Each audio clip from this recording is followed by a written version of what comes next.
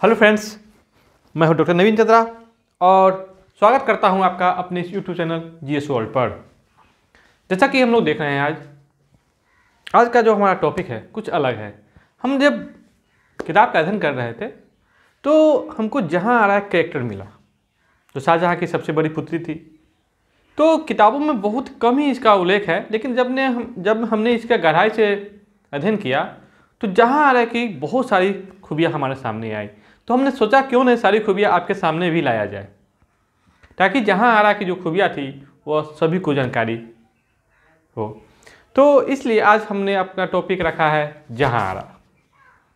जहांआरा जो शाहजहां की सबसे बड़ी संतान थी, जो जीवित 7 संतानें थी उसमें सबसे बड़ी कौन थी? जहांआरा। शाहजहां और मुमताज महल की सबसे बड़ी संतान।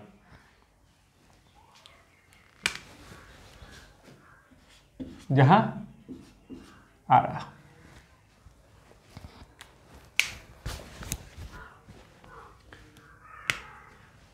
जहांआरा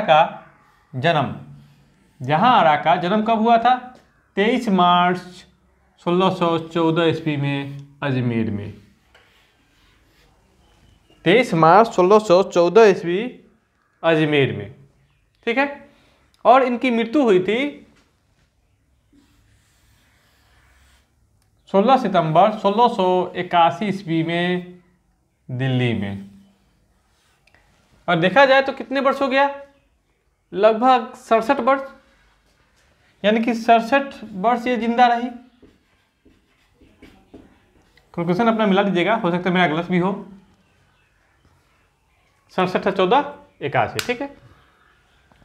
मरने के बाद इन्हें कहां दफनाया गया था? मरने के बाद इन्हें कहां दफनाया गया था, यानी कि दफनाने की जगह कहां था?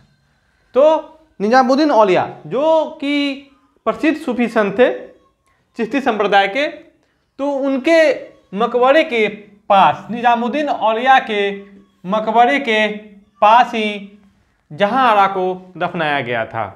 और जहांआरा का जो कब्र है वह औलिया के मकबरे के दक्षिण में जालीदार संगमरमर के पर्दों सहित एक बिना छत का दरगाह है, क्या कहते हैं उसको, मकबरा है, जिसके ऊपर पे, कब्र के ऊपर छत नहीं है, सिर्फ और सिर्फ घास है। क्योंकि जहांआरा की ख्वाहिश थी कि मेरे कब्र के ऊपर घास रखी जाए, उसे किसी भी चीज़ से ढका न जाए। इसलिए जहांआरा की ख्वाहिश को देखते हुए उसके कब्र को किसी भी चीज़ से नहीं ढका गया और सिर्फ हरी घास ही उस पर छोड़ा गया। अब आते हैं इसके बारे में हम लोग आगे अध्ययन करेंगे। फिलहाल शाहजहां की सबसे बड़ी संतान, पिता हो गया शाहजहां, तो माता हो गया मुमताज महल। मुमताज महल की मृत्यु के बाद शाहजहां ने अपने बाकी की जो 3 पत्नियां थी उनको फर्स्ट लेडी का दर्जा न देकर अपनी सबसे बड़ी पुत्री जहांआरा को साम्राज्य की फर्स्ट लेडी यानी कि पतशाह बेगम का स्थान दिया। देख रहे हैं ना, शाहजहां की सबसे बड़ी संतान थी जहांआरा। और मुमताज महल की मृत्यु कब हो गई? 1631 के आसपास। और 1631 के आसपास मृत्यु हुई तो इनकी उम्र कितना हो जाएगी? लगभग 17 वर्ष। यानी कि 17 वर्ष के उम्र में जहांआरा क्या बन गई? फर्स्ट लेडी, साम्राज्य की फर्स्ट लेडी। इतना, मात्र 17 वर्ष की उम्र में इतना बड़ा इनको पद मिल गया, जबकि शाहजहां की 3 पत्नियां ऑलरेडी मौजूद थी। उसको छोड़ के शाहजहां ने अपनी सबसे बड़ी पुत्री, मात्र 17 वर्षीय पुत्री को, जहांआरा को फर्स्ट लेडी का दर्जा दिया, जिसको पतशाह बेगम कहा गया। ठीक है। कहते हैं मुमताज महल की मृत्यु के बाद शाहजहां काफी टूट गया था, और तो उसके बाद जहांआरा ने जहां अपने भाइयों को संभाला वही शाहजहां को भी संभालने का काम किया। इतने कम उम्र में जहांआरा की इतनी बड़ी काम देख रहे हैं। तो ये जहांआरा की सबसे बड़ी खासियत थी कि उसने खुद को संभाला ही संभाला, अपने भाइयों को संभाला, अपने पिता को संभाला, और साम्राज्य के कार्यभार को संभालने में अपने पिता की काफी मदद करी। क्योंकि आपको पहले ही पता है कि मुमताज़ महल की मृत्यु के बाद शाहजहां काफ़ी टूट चुका था। वह इतना रोता था कि उसकी आंखें तक सूज गई थी। वो इतना कमज़ोर हो गया था, वो चश्मा तक पहनने लग गया था आँख के खराब होने के कारण। शासन कार्य से साफ दूर हो गया था। लेकिन सारे की सारी कमी को दूर करके जहांआरा ने शाहजहां को फिर से पहले के कार्य प्रणाली में लाने का काम किया। तो ये जहांआरा की ही खासियत थी। जहांआरा का शाहजहां के शासन में काफ़ी हस्तक्षेप था, काफ़ी दखल भी देती थी और शाहजहां इसे खुले दिल से स्वीकार भी करता था। कहा जाता है कि शाहजहां ने जब अपनी राजधानी आगरा से दिल्ली यानी कि शाहजहानाबाद बनवाई तो उस पूरी की पूरी जो शाहजहानाबाद की नक्शा था, निर्माण की रूपरेखा था, उसको जहांआरा की देखरेख में ही बनवाया गया था। जहांआरा के देखरेख में ही बनवाया गया था। यहाँ पर मैंने नोट भी किया है पुरानी दिल्ली, जिसको पुरानी दिल्ली कहा जाता है, इसका नाम है शाहजहानाबाद के निर्माण में की रूपरेखा, निर्माण की रूपरेखा यानी कि नक्शा जहांआरा के देखरेख में ही बनवाई गई थी। और जो दिल्ली का शान है, दिल्ली की शान है चांदनी चौक। चांदनी चौक, तो चांदनी चौक की जो रूपरेखा थी वो जहांआरा ने ही बनवाई थी। यह उस समय चांदनी चौक जो थी यह मुगल हरम में रहने वाली स्त्रियों के लिए मीना बाजार के रूप में काम करती थी। यहाँ औरतें अपने जरूरत की वस्तुएं खरीदने आती थी। शाहजहां की बीमारी की खबर सुनते ही उसके 4 पुत्रों में क्या हो जाता है, उत्तराधिकार के लेकर संघर्ष छिड़ जाता है। और इस संघर्ष में जहांआरा यानी कि उत्तराधिकार युद्ध में जहांआरा ने दारा शिकोह का साथ दिया। दारा शिकोह जो कि शाहजहां का सबसे बड़ा पुत्र था और दारा शिकोह और जहांआरा शाहजहां के साथ शासन कार्य में भाग लेते थे। तीनों एक साथ भाग लेते थे। यही कारण है कि जहांआरा और दारा शिकोह के बीच में काफ़ी लगाव था। और शाहजहां ने जब दारा शिकोह को अपना उत्तराधिकारी घोषित कर दिया तो जहांआरा ने अपने भाई दारा शिकोह को सपोर्ट किया। लेकिन कहते हैं उत्तराधिकार युद्ध में दारा शिकोह की पराजय और मृत्यु के बाद शाहजहां को जब कैद कर लिया जाता है, ऐसे कैद तो पहले ही कर लिया जाता है, लेकिन दारा शिकोह के मरने के बाद जहांआरा शाहजहां के कैद होने पर, हमने पहले ही बात करी है कि शाहजहां को पहले ही आगरा के किले में कैद कर लिया जाएगा और जहांआरा शाहजहां के सेवा में उपस्थित हो जाएगी। यानी कि शाहजहां के कैद होने पर होने के दिन से उनकी मृत्यु तक, जब 1666 ईस्वी में शाहजहां की मृत्यु हो जाती है, तब तक जहांआरा ने शाहजहां की देखभाल करी। यानी कि जब तक शाहजहां की मृत्यु नहीं हुई, जहांआरा ने सार्वजनिक जीवन में प्रवेश नहीं लिया। और कहते हैं शाहजहां के कैदी बनाए औरंगजेब ने जब शाहजहां को कैदी बना लिया तो जहांआरा ने औरंगजेब के पास एक प्रस्ताव लेकर भी गई थी, जिसमें सभी भाइयों के बीच में साम्राज्य का बंटवारा का प्रस्ताव था शाहजहां के द्वारा। लेकिन औरंगजेब ने उस प्रस्ताव को नहीं माना और अपने भाइयों को मारकर पूरी की पूरी मुगलिया सल्तनत को अपने कब्जे में लिया और अगला मुगल बादशाह बना। लेकिन कहते हैं जहांआरा के इतना करने के बाद भी जब 1666 ईस्वी में शाहजहां की मृत्यु होती है तो उसके बाद जहांआरा सार्वजनिक जीवन में प्रवेश करती है। तो जहांआरा के सार्वजनिक जीवन में प्रवेश करते ही औरंगजेब ने जहांआरा को रोशन आरा की जगह फर्स्ट लेडी फिर से बना दिया। यानी कि जब तक जहांआरा शाहजहां के साथ कैद में थी, यानी कि शाहजहां की देख रेख में थी, तब तक औरंगजेब ने अपने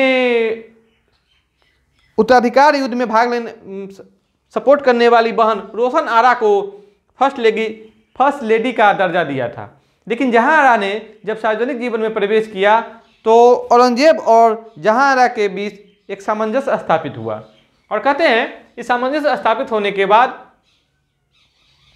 औरंगजेब ने फिर से अपनी बहन जो सबसे बड़ी बहन जहां आरा को फर्स्ट लेडी का दर्जा दे दिया। तो उसके बाद रोशन आरा ने कहा भी कि मेरे साथ क्या हुई है, नाइंसाफी हुई है। सही बात है कि रोशन आरा ने अपने भाई औरंगजेब को सपोर्ट किया, लेकिन रोशन आरा को कुछ भी ना मिला, और जहां आरा को ही यहाँ फर्स्ट लेडी बना दिया गया, रोशन आरा को हटा के। अब देखिए क्यों हटाया, क्यों बनाया, यहाँ पर देखने वाली बात है।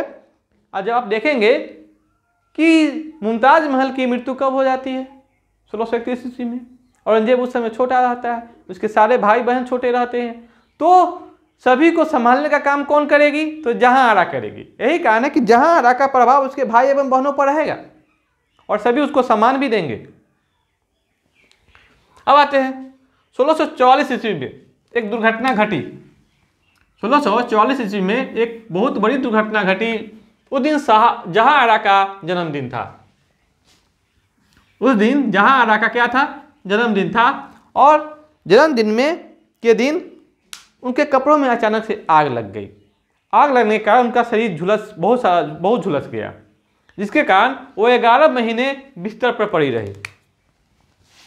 आग लगने के कारण वो 11 महीने बिस्तर पर पड़ी रही। कहते हैं बहुत सारे वैद्यों ने इनका इलाज किया, लेकिन यह इलाज ठीक होने के बाद फिर से बीमारी ठीक होने के बाद, माने जो घाव हो गए थे जलने के कारण, वह ठीक हो जाते थे, लेकिन फिर से हरे भरे हो जाते थे। तो कहा गया कि जहां आरा ने किसी को क्षति पहुंचाई है, और वो क्षति पहुंचाने के कारण उसका जो पाप कह सकते हैं, तो वो भोग रही है। तो शाहजहां ने इस बात को खोज करवाया कि आखिर जहां आरा ने किसको क्षति पहुंचाई। तो एक बंदा निकला, एक घर निकला जिसके बेटे को जहां आरा ने मरवा दिया था। तो शाहजहां ने उससे माफ़ीनामा लिखवाए, उसको बहुत सारी दौलत देके विदा किए। उसके बाद शाहजहां ने अपनी जो राजकोष थी वो गरीबों दीन दुखियों के लिए खोल दी, ताकि मेरी बेटी जहां आरा क्या हो जाए, ठीक हो जाए। कहते हैं जहां आरा ठीक हो गई। ये भी एक अजब करिश्मा है कि जहां आरा दुआ के बदौलत ही ठीक हो गई। जहां आरा एक बहुत बड़ी विद्वान भी थी, उसने फारसी में 2 ग्रंथ भी लिखे थे। और जहां आरा का कद इतना बड़ा था कि जो सूरत बंदरगाह मुगल काल का कह सकते हैं सबसे बड़ी आमदनी वाला बंदरगाह। यहाँ से ब्रिटिश, डच, फ्रांसीस, पुर्तगाली सभी व्यापार करते थे, यानी कि व्यापार का यह क्या था, केंद्र बिंदु था। तो सूरत बंदरगाह से मिलने वाली पूरी आय, यहाँ पूरी छूट गया है, पूरी आय जहां आरा के खाते में जाती थी। जहां आरा का प्रभाव देख रहे हैं ना। सूरत बंदरगाह से जितनी भी आय होती थी, सारा का सारा कहाँ जाती थी, जहां आरा के पास जाती थी। और यही नहीं, जहां आरा के पास खुद का पानी का जहाज भी था। जहां आरा के पास उनका खुद का पानी का जहाज भी था, जिसका नाम उसने साहिबी रखा था। क्या रखा था, साहिबी था, जो डच और अंग्रेजों से व्यापार करने 7 समुंदर पार तक जाता था। जो डच, अंग्रेजों और फ्रांसीसियों से व्यापार करने 7 समुंदर पार तक जाता था। आप सोच सकते हैं उस समय सुएज नहर नहीं थी। उस समय अफ्रीका को पार करके ब्रिटेन और हॉलैंड, फ्रांस जाना पड़ता था। तो 7 समुंदर पार उसको कहा जाता था। और सूरत बंदरगाह की जो आय थी उसको मिलाकर जहां आरा की सालाना आय उस समय 30 लाख रुपए के बराबर थी। 30 लाख रुपए के बराबर उस समय, जो वर्तमान में 1.5 लाख रुपया पड़ता है, सॉरी 1.5 अरब। उस समय जो 30 लाख रुपया जहांआरा को सालाना आमदनी होती थी, वर्तमान में उसका कीमत है 1.5 अरब। बहुत बड़ी संख्या है, बहुत बड़ी राशि है, 1.5 अरब। यानी कि उस समय की काफी धनी महिला थी जहांआरा। जहांआरा ने, हमने पहले ही बताया है कि जहांआरा को कहां दफनाया गया, तो निजामुद्दीन औलिया के मकबरे के पास। उसके मकबरे के पास दक्षिण के दिशा में जालीदार संगमरमर का पर्दा सहित एक बिना छत का मकबरा है, जो कि जहांआरा का मकबरा है। और उस मकबरे पर जहांआरा ने एक लेख भी लिखवाया है। जहांआरा के कब्र पर मर्मस्पर्शी लेख है, जिसमें लिखा है, जिसका हम यहाँ पर आपको अनुवाद बता रहे हैं कि सिवाय हरी घास के मेरी कब्र को किसी भी चीज से न ढका जाए। सिवाय हरी घास के मेरी कब्र को किसी भी चीज से न ढका जाए, क्योंकि केवल घास ही इस दिन के कब्र को ढकने के लिए काफी है। आ रही बात समझ में? क्योंकि जहांआरा का ख्वाहिश था कि मेरे कब्र को किसी भी चीज से न ढका जाए, उसे खुला छोड़ दिया जाए जिस पर घास उगा हो।